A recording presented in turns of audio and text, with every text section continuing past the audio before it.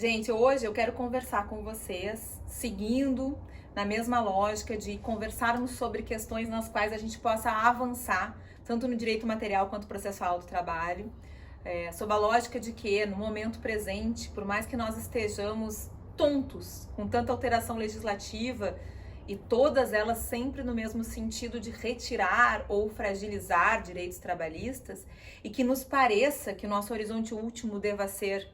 o de lutar pela revogação de medidas provisórias, como a 927, a 936, e a própria reforma chamada reforma trabalhista, mas fazer um pensamento um pouco diferente, refletir sobre práticas que nós temos, que não dependem necessariamente de alteração legislativa e que já podem ser alteradas para que nós retomemos uma ideia mais comprometida de direito do trabalho e de processo do trabalho. Vejam, uma questão que é essencial e que tem a ver com isso é a questão da quitação do contrato de trabalho. A quitação do contrato de trabalho é uma cláusula dos acordos trabalhistas que foi criada na prática das audiências trabalhistas. E que significa, em bom português, que o trabalhador ou a trabalhadora que ajuiza uma ação para discutir horas extras, por exemplo, se chegar a um acordo com o seu empregador para receber parte das horas extras, porque a gente sabe que os acordos, como regra, não contemplam a totalidade do débito, de forma parcelada e sem nenhuma correção monetária ou juros, bem, se fizer este acordo e no acordo estiver lá a cláusula de quitação geral do contrato,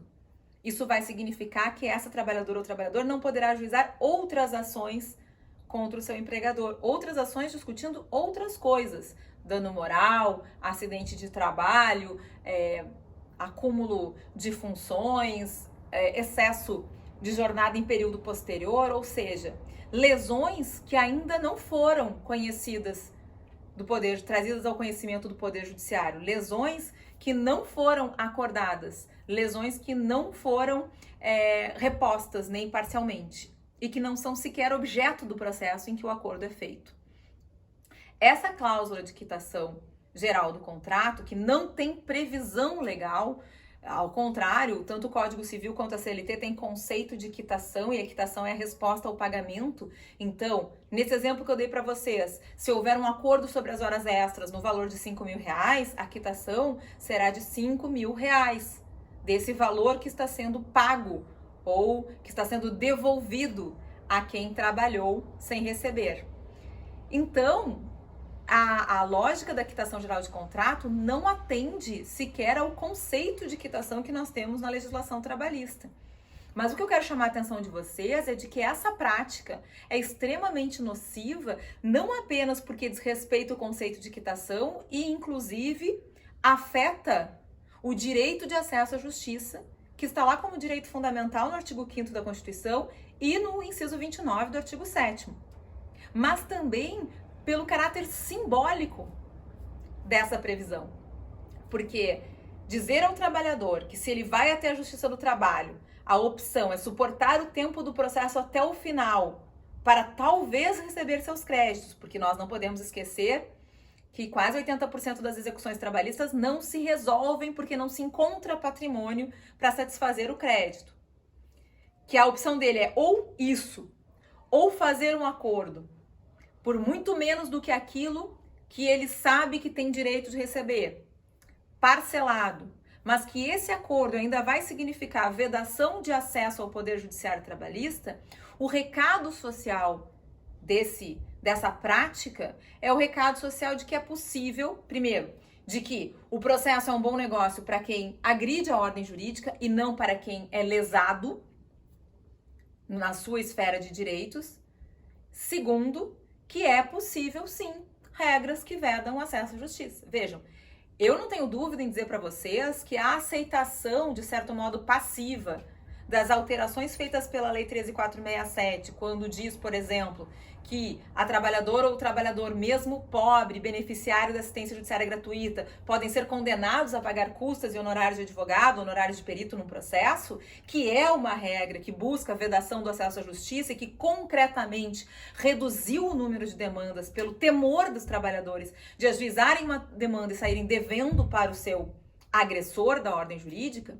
porque a gente tem que presumir boa-fé, né? Talvez vocês estejam aí pensando, tudo bem, professora, mas nem todas as ações são procedentes. É evidente, mas a presunção é de que quem busca o Poder Judiciário Trabalhista, especialmente num país de desemprego estrutural como o nosso, em que a gente sabe que existem as listas de reclamantes que acabam concretamente impedindo acesso a novos postos de trabalho, porque os empregadores, né, trocam essas informações, em que a gente sabe que se alguém que está trabalhando sem qualquer garantia contra a despedida tem uma ação trabalhista e precisar ir numa audiência, ele não vai conseguir dizer isso para o seu novo empregador, ou dizendo correrá um risco grande de perder o novo emprego. Então, numa realidade em que ajuizar uma ação é um ato de coragem, de extrema coragem, fazer do processo um mau negócio e impedir o acesso à justiça, como essa regra da quitação geral de contrato, ou essa regra de impor ônus a quem ajuiza a ação provocam, é concretamente tentar esvaziar de sentido a porção do Poder Judiciário que tem justamente a função de dar lugar de fala e de conferir um pouco de cidadania para quem vive do trabalho e sofreu ou acredita ter sofrido lesões em seus direitos fundamentais. Então é de extrema gravidade. O que eu dizia a vocês eu tenho convicção de que normas como essa da reforma só foram assimiladas com certa facilidade porque nós já vínhamos de um discurso em que a vedação do acesso à justiça foi naturalizado através de práticas como essa da quitação geral do contrato. Então me parece que esse é o momento de, com urgência, repensarmos práticas como essa, existem muitas outras, esse é só um exemplo, resgatarmos o que é realmente o processo do trabalho, para aplicarmos o processo do trabalho como esse instrumento de cidadania que ele historicamente foi constituído para ser. E fica a dica aqui, se vocês quiserem ler mais sobre isso, eu tenho artigos publicados que enfrentam essa questão, a gente fala sobre isso no nosso livro, sobre o processo do trabalho e as ideias fora de lugar do novo CPC, que foi publicado já há alguns anos, meu e do Jorge Sotomayor, e eu estou à disposição para a gente conversar também sobre o tema, porque esse é um tema muito caro para a justiça do trabalho, para o processo do trabalho e para o direito do trabalho. Com uma regra construída na prática forense sem correspondência no ordenamento jurídico, nós estamos sistematicamente nas salas de audiência do Brasil inteiro vedando acesso à justiça.